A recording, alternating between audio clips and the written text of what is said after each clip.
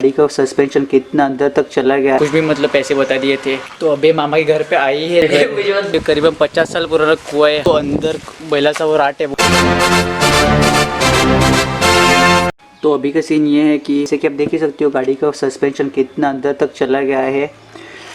Actually उस दिन मैंने गाड़ी का टायर पंक्चर हो गया था और मैं गाड़ी का टायर पंक्चर निकालने के लिए किसी और गैरेज में चला गया था जहाँ मैं रेगुलर जाता नहीं हूँ। तो पता नहीं उन्होंने क्या किया है और फिर इसी दूसरे दिन मैं उनके पास ही गया था और फिर उन्होंने मुझे बोला कि इसका सस्पेंशन ख़राब हो चुका है और 700 रुपये का खर्च आएगा। गाड़ी का टायर पंक्चर होने से पहले, उससे पहले तो सब ठीक से चल रहा था।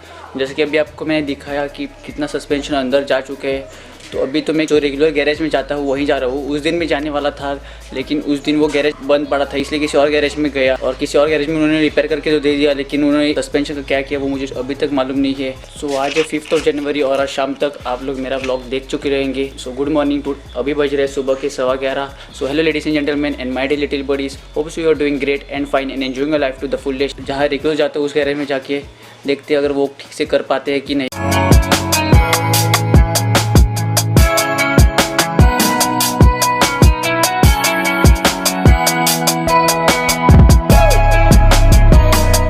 तो अभी गाड़ी का ज़्यादा कुछ प्रॉब्लम हुआ नहीं था। रेगुलर गैरेज में जाता हूँ वहाँ जाके आ चुका हूँ और वो बोले कि कुछ बुश का ही प्रॉब्लम था, ऑयल लीकेज या फिर कुछ नहीं था।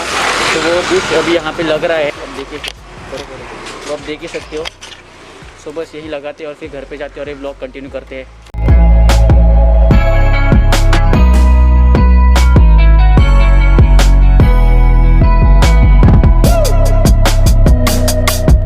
सो अभी मैं घर पे आ चुका हूँ और मेरी प्रॉब्लम सॉल्व हो चुकी है। ज़्यादा कुछ नहीं था, सिर्फ टायर की फिटिंग की वजह वो छोटा सा एक बुश रहता है टायर में, वो उन्होंने लगाया नहीं था, इसलिए वो टायर का जो सस्पेंशन रहता है वो ठीक से नहीं चल रहा था। तो अभी आप देख ही सकते हो कैसे मेरा टायर का सस्पेंशन है थोड़ा ऊपर आ चुका है।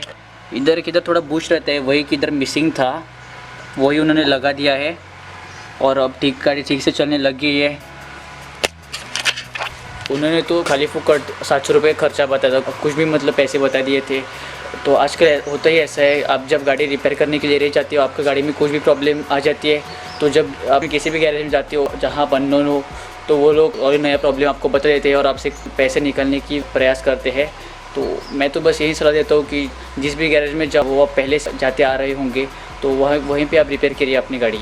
तो अभी हम आए हुए हैं मेरे मामा के घर पे और मेरे बाजू में मेरे मामा का लड़का बैठा है और ये बहुत हंस रहा है। ये देखो भाग्य, अभी ये ना बड़ा शर्मिला है और ज़्यादा कुछ बोलता ही नहीं है। और अभी जब भी मैं इसे कुछ पूछता हूँ ना कि कहाँ जा रहा है क्या कर रहा है, तो कभी भी सुनता ही नहीं है, सिर्फ इतने कहते हैं मुझसे कुछ कहा, और इसका ध्यान किधर और ही रहता है, अपनी दुनिया में रहता है पूरा टाइम। तो अभी मामा के घर पे आई है तो आप लोगों को मेरे बचपन की किस्से सुनाई देते हैं। जब भी मैं मामा के घर पे बचपन में रहने को आता था तब घर से तय करके आता था कि 5 दिन रहूँगा, लेकिन 5 दिन रहता नहीं था, 2 ही दिन रहता था, क्योंकि मेरे मामा मुझे 5 दिन रहने देते ही नहीं थे। बताते कि तू इतने दिन इधर रहेगा, इतने दिन तू इधर रहेगा तो मुझे घर छोड़ने की नौबत आ जाएगी। इतना मैं मस्ती करता था और इतना घर को सर पे उठा देता था कि सब लोग मुझसे तंग आए गए थे जब बचपन में, और किसी की सुनता भी नहीं था और किसी को डरता भी नहीं था, सिर्फ एक मेरे बड़े मामा को डरता था। जब भी वो घर पे नहीं रहते थे तब मैं ज़्यादा मस्ती करता था, और जब भी वो घर पे रहते थे अपने काम पे नहीं जाते थे तब मैं थोड़ा मस्ती कम करता था मेरा। तो मैं और मेरे छोटे मामा का लड़का हम बचपन में यहाँ पे बहुत मस्ती करते थे, उसके साथ मैं बहुत मस्ती कर रहा था और वो कभी कभार उसको रुला भी देता था, वैसा भी हो जाता था। ऐसे कांड मैंने किए हैं। तो एक कांड उसमें से ये है कि ये जो आप देख रहे हो, ऐसे मैं और मेरे मामा का लड़का ऊपर चढ़ते थे और वो जो आम का पेड़ दिख रहा है आप लोगों को, वहाँ से आम निकलते थे और पूरे दोपहर यहाँ पे बैठ के आम खाते रहते थे। और ये किसी को अब मालूम नहीं था, लेकिन एक दिन मेरे छोटे मामा को मालूम पड़ गया और मुझे बहुत गुस्सा किया कि ऐसा क्यों करते हो, वहाँ से गिर जाओगे। उनकी भी बात सही थी, लेकिन तब मुझे कुछ पता नहीं था, तब मुझे इतना कुछ समझ में आता नहीं था। फिर भी मैंने वैसा कंटिन्यू किया और ऐसे ही बहुत मस्ती कर रहा था। इसलिए एक दिन मेरे मामा ने गैस जलाने का लाइटर, उससे मुझे डराने का ट्राई किया, सिर्फ उससे मैं डरता था तो उससे मुझे डराते थे। बाकी उन्होंने सब ट्राई कर लिया था, मुझ पर चिल्लाए भी थे, मुझे मारा भी था, सब कुछ किया था, लेकिन मैं सुधरने को तैयार ही नहीं था। सिर्फ वो लाइटर जब लाते थे तब मैं चुप बैठा था। बाकी ये तो सब बचपन की बात है, अगर ये सब बताने लग गया तो पूरा व्लॉग का सीरीज ही बन जाएगा।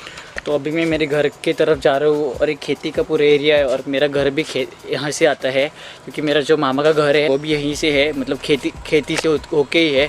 आते वक्त भी मैं यहीं से आया था, लेकिन कुछ शूट नहीं किया था क्योंकि माँ मेरे साथ थी और मुझे थोड़ा ऑकवर्ड फील हो रहा था, इसलिए कुछ शूट नहीं कर पाया। लेकिन आते वक्त माँ ने उनके भी बचपन के मुझे बहुत किस्से सुनाए, वो भी आपको बताता हूँ। लेकिन अभी आप जो ये तालाब देख रहे हो ना, ये देखिए, भी आप इसको तालाब देख सकते हो।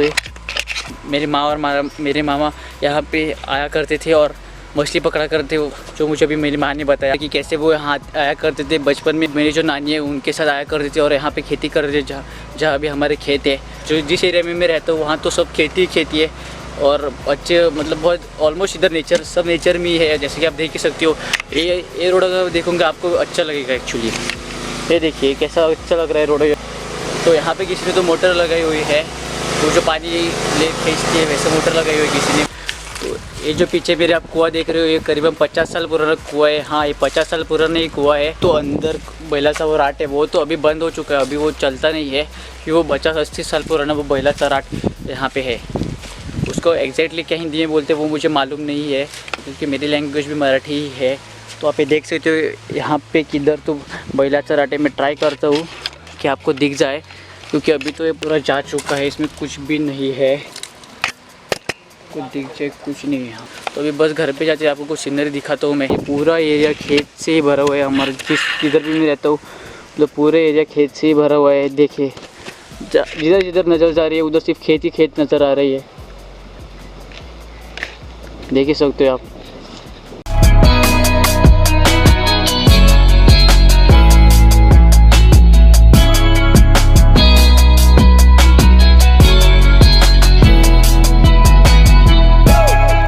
So that's all for today's vlog. Hope you enjoyed my today's vlog. If you did, then do like, share or subscribe my YouTube channel. So see you in my next vlog. Till then, live your life to the fullest. Hey wonderful humans, I am elated that you genuinely liked my previous video. I didn't expected that within 24 hours it was 1.2k views. It was just mind blowing. I was surprised that everyone just liked my vlog, shared it through the Instagram. Hope so you will keep supporting like this only, and do subscribe for more entertaining vlogs of mine.